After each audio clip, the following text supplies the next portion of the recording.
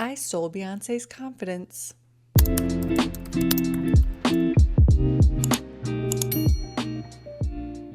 Have you ever wished you could borrow someone else's confidence until you found your own? That's what I did. In college, I chose Beyonce's confidence to fake for myself until it became my own. There's a common misconception with faking it till you make it that it's lying or it's inauthentic, but it's not lying, it's just training yourself. You're embodying the confidence you wish you had until it becomes natural. I want to tell you about my experience trying this fake it till you make it experiment, but if you don't care, skip to how it works with science. But if you don't like science, just skip to how to do this for yourself. Okay, let's set the scene. A little bit of background. I grew up extremely shy. I'm still shy, but I used to have anxiety attacks, socializing. I couldn't go anywhere by myself. And I never talked in school either.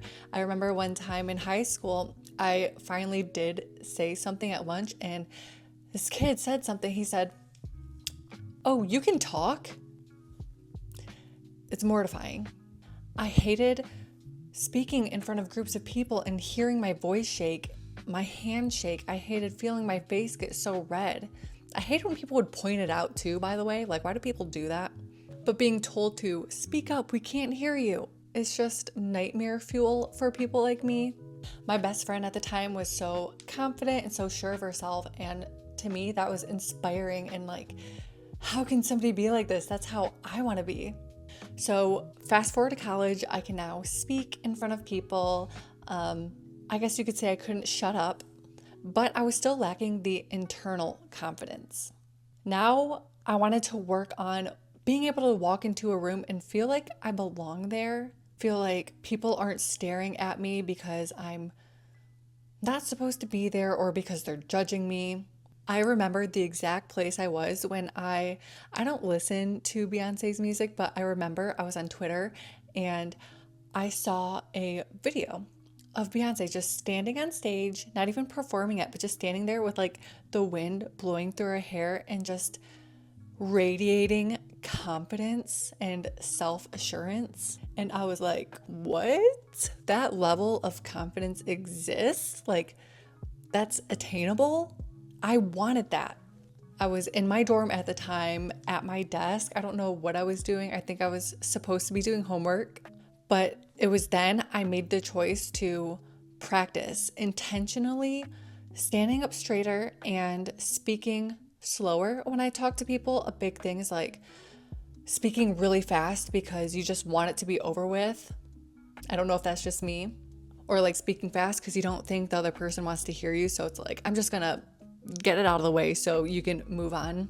But anyways, when they say fake it, boy, does it feel fake. I remember walking into class, standing up tall and trying to walk slowly to my desk, just trying to embody that I'm meant to be here attitude, whether you like it or not.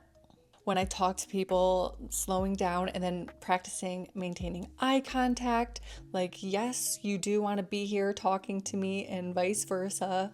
And then also, I would imagine myself walking into these places with an aura you could see. Like, I would visualize this, me just walking around with like a white golden aura, like magnetic, and that people wanted to talk to.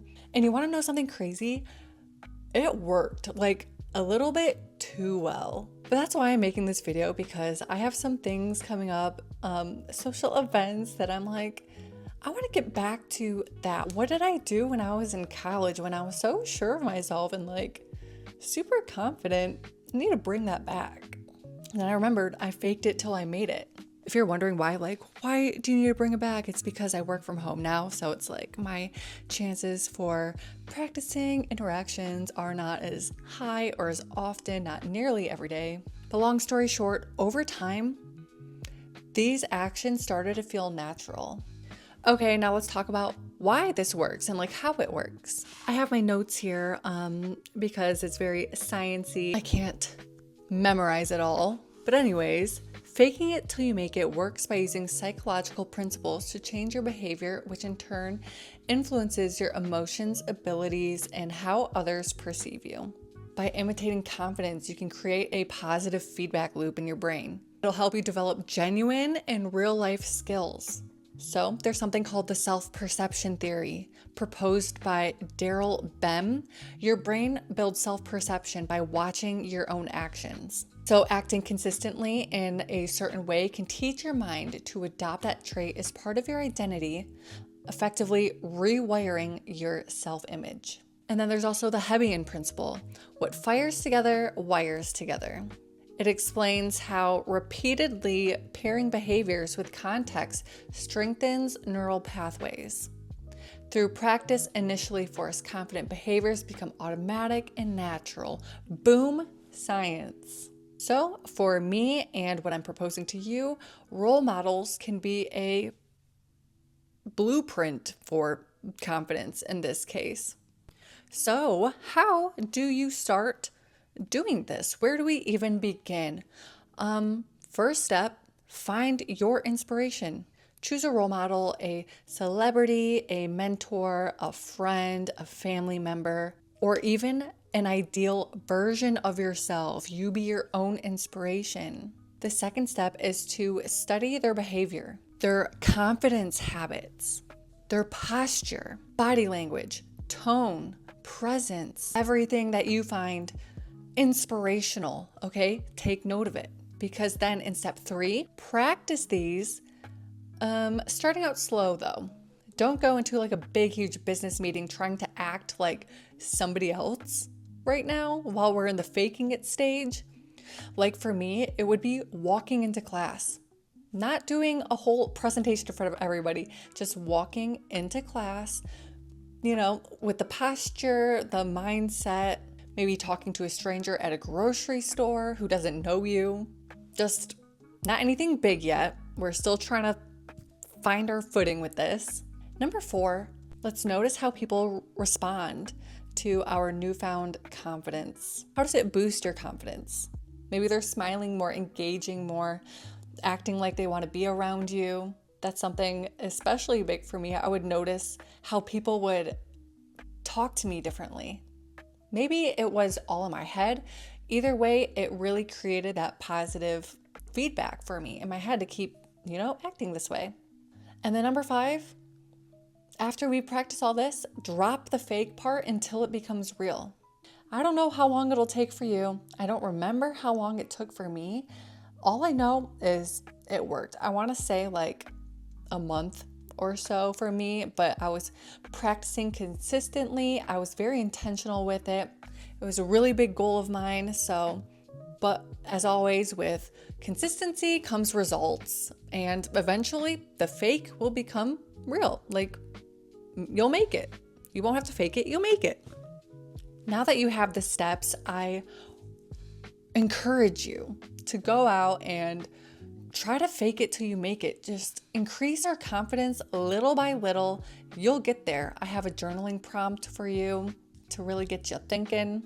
And it's, what does confidence mean to you?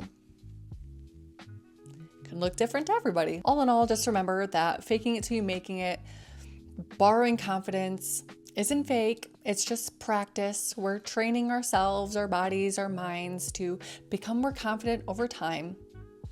And it's a very, very helpful and effective tool. So thank you so much for being here. Please like and subscribe for more mental health, like overall well-being content. Let's level up, and hopefully we'll see you next time.